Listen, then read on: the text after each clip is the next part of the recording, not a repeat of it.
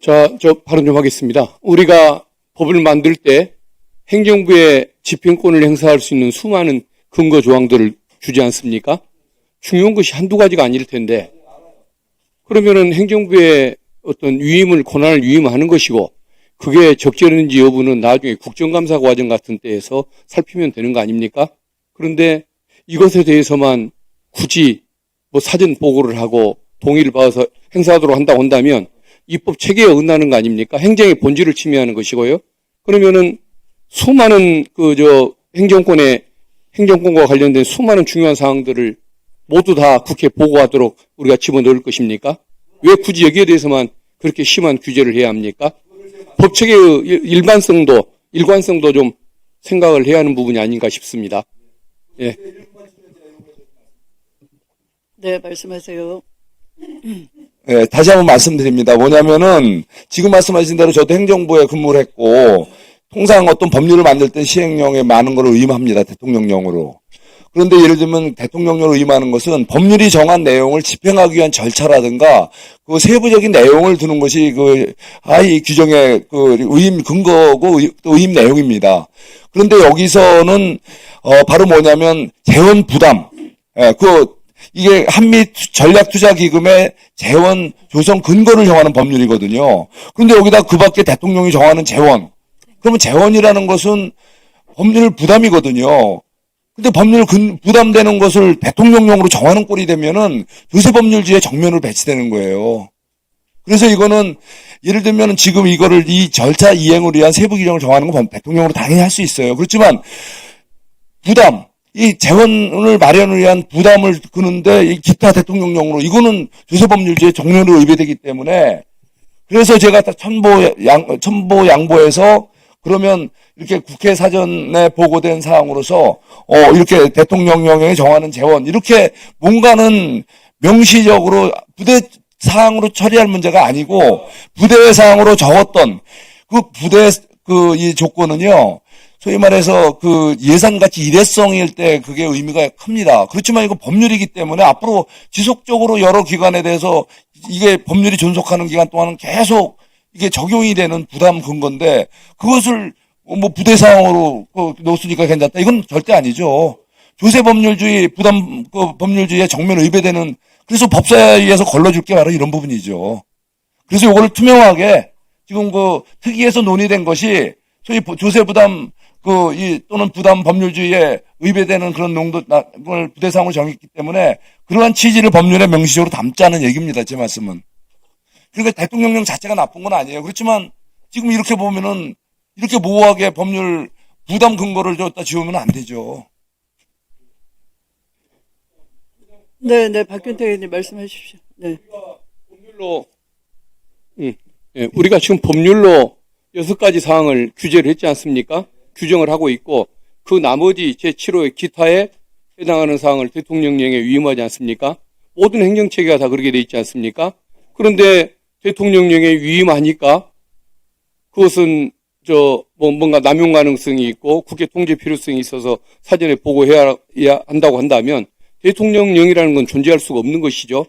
우리가 수많은 재경법령이든 또 어떤 강제력을 갖는 조항들 다 법률의 대강의 중요한 것들은 다 정하고 요체는 정하고 기타 대통령령, 부령으로 다 위임을 하는데 여기다 대통령령으로 위임한다고 해서 이게 마치 조세법률주의의 원칙을 어기는 것처럼 하시는 말씀은 옳지가 않은 것 같습니다.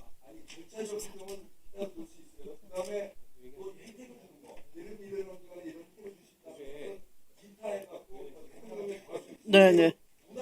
우리가 모든 것을 다 내용으로 위임하는 것이 아니고 요체를 다 법에 설명한 다음에 기타 부분에 대해서 영에 위임하는 것인데 네, 이것을 사전에 보고하는 의원님 상호 토론하지 마시고요.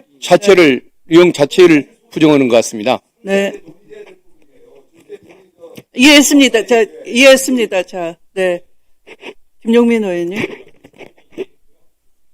이게 우리 국회법 98조의 2에 그 조항이 있어서 너무 걱정 안 하셔도 될 것 같아요. 국회법 98조 2에 보면 대통령령을 제출하도록 되어 있는데 중앙행정기관의 장이 법률에 위임한 사항이나 법률을 집행하기 위해서 필요한 사항을 규정한 대통령령 등등을 제정, 개정 또는 폐지했을 때에는 10일 이내에 국회 소관 상임위에 제출하도록 하고 있습니다. 그래서 이미 국회법에 그 조항이 있으니까 굳이 이 특별법에 새로 별도의 규정을 넣지 않더라도 국회법에 따라서 반드시 제출하도록 되어 있습니다. 그래서 그 부분은 법 체계상 충분히 다 대안이 마련되어 있으니 이 정도로 정리하셔도 되지 않을까 싶습니다. 이상입니다.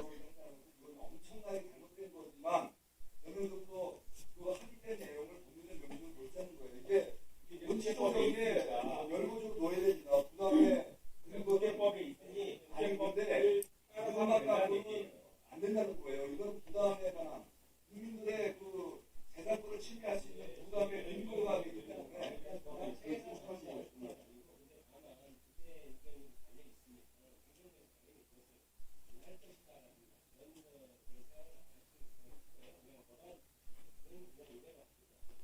이런 부분은 본 적이 없어요. 사실 우리가 이런 업무를 담당해야 되는 분들은요. 우리 이영일 차관님 이렇게 부담 근거를 갖다가 재원의 근거를 기타 대통령이 이런 사례가 있어요. 피해적인 거는 볼 수 있어요. 예산을 다뤄본 사람들은 어떻게 이런 재원 부담의 근거를 이렇게 시행령에 의심을 합니까? 자, 송석준 의원님, 자, 이렇게 하시면 어떨까요? 위원님이 우려하시는 것 또는 이제 야당 의원님들이 우려하시는 건 충분히 일리가 있습니다. 그러나 이제 여기서 재원이라고 하는 것이 아까 제가 그래서 물었지 않습니까? 이게 개별 부담을 주는 재원이냐 아니면 국제 정세에 따라서 우리가 어떤 한미 간의 투자 약정에 의해서 어떤 시기까지 돈을 지불을 해야 되는데 딱 그때 뭐 국제 정세가 출렁인다든지 전시 우리가 예측을 하지 못한 상황으로 인해서 그런 그 변동성이 있다든지 할 때 우선 정부로서 가용 재원을 마련하고 그 다음에 그것을 보충할 수 있는 그런 여지를 두고자 하는 것이냐 물었더니 정부 측에서는 개별 기업이나 이런 데 부담을 준다는 의미가 아니라 두 번째 변동성, 국제정세 이런 거에 대응하기 위한 여지가 필요하다, 룸이 필요하다 이런 표현을 하셨어요. 그런 거죠. 그래서 네, 예측할 수 위원님들께서 없는, 우려하시는 건 충분히 전달이 됐다 보고 그렇지 않은 경우에는 국회에서 국정감사나 국회가 가지고 있는 여러 수단으로 책임 추궁을 하는 것이 저는 바람직하다라고 생각이 됩니다. 이 정도 하시죠? 네. 네. 굉장히 이게 플렉서블하고 유연한 재원 조달 수단입니다.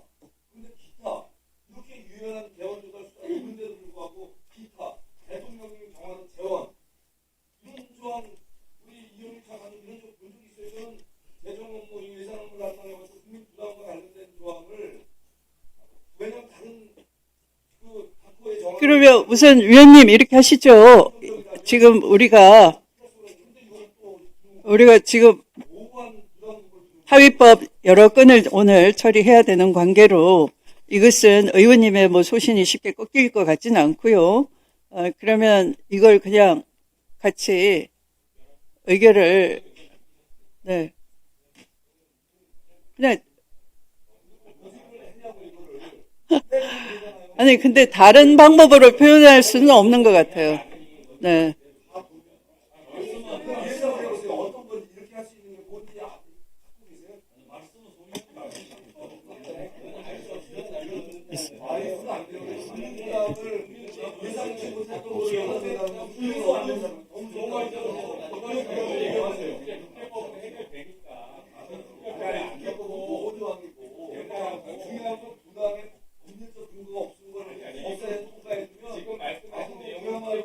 자, 그러면 토론을 마치도록 하고요. 아까 이미 다시 제가 상기시켜 드리겠습니다. 그러면 의사일정 제2항 한미 전략적 투자 관리를 위한 특별법 대안은 대체 토론에서 논의된 사항을 반영하여 전문위원이 수정한 부분은 수정한 대로 그 외 부분은 원한 대로 의결하고자 하는데 이의가 없으십니까? 이의가 없으므로 가결되었음을 선포합니다. 이의가 있으세요?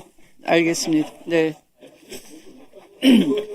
네, 분명히 하셨습니다. 네, 이 안건에 대해서는 송석준 위원님으로부터 이의가 제기되었으므로 국회법에 따라 표결하겠습니다.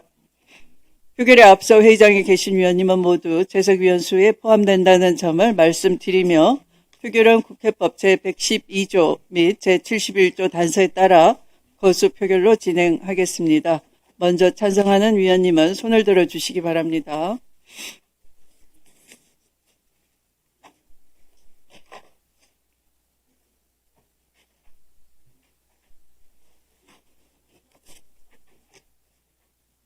네, 내려주십시오. 다음 반대하는 위원님은 손을 들어주시기 바랍니다. 아, 네, 기권으로. 네네네. 네.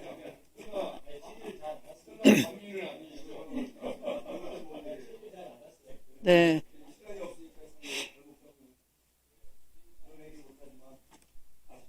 네. 표결 결과를 말씀드리겠습니다. 재석위원 총 12인 중 찬성 11인, 기권 1인으로 가결되었음을 선포합니다.